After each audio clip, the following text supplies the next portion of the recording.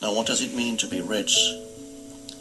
Rich means it's not what people think it is. It's not to have lots of possessions. That may be one aspect of being rich. But rich means to be in touch with the fullness of life. And the only place where you can find the fullness of life, the intense aliveness that you sense when you are present to now, is here.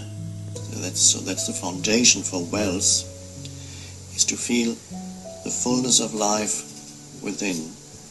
And then, if you live in that way, in connectedness with that, eventually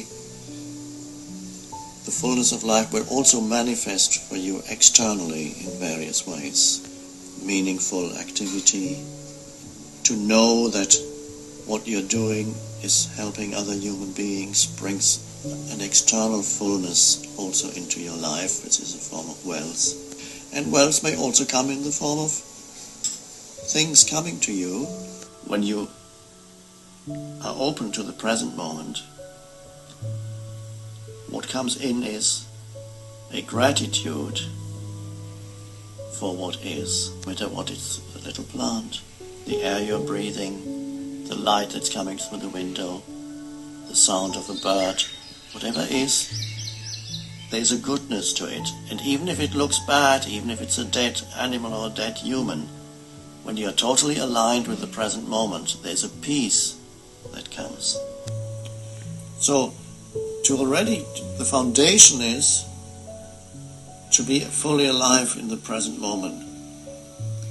And then it is much more likely that external wealth will also come to you as an outer manifestation of an inner reality. If you feel poor and feel that you need to make money now, even if you achieve it, you'll be unhappy with your wealth. So there are many people who are creating wealth these days. They build up a big business or enterprise, but it comes out of a deep dissatisfaction with what is. It comes out of an enormous neediness to show to the world that you are somebody, or to prove to yourself or the world how good you are. That is not conducive to true happiness.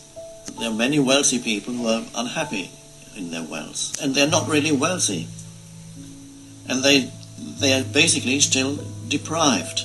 They're deprived of the fullness of life, and they have perhaps 5 or 10 houses, yacht, and yet they're deprived of the fullness, and so they need more and more, and it doesn't help. For most people, they are active, but they are active because they want to get there, to that point, the future. They want to, the end result. Their eyes are on the end result. So they may be busy building up a business because they want to become wealthy. But they reduce the quality and aliveness of the present moment because they are reducing the present moment to a means to an end.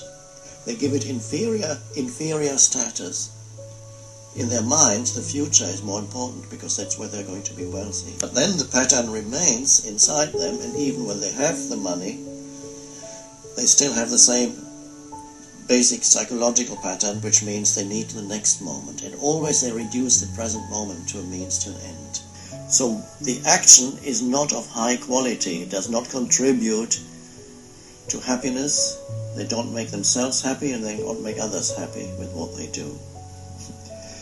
So that's not truly empowered, and it is low-quality action.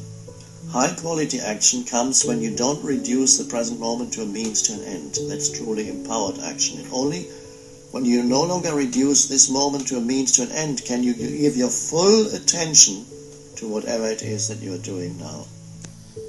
So this is something for you to be aware of, because I know that pattern also still operates in you, believing that something in the future will bring you greater fulfillment than you have now. But it won't. If you don't have it now, you won't have it then.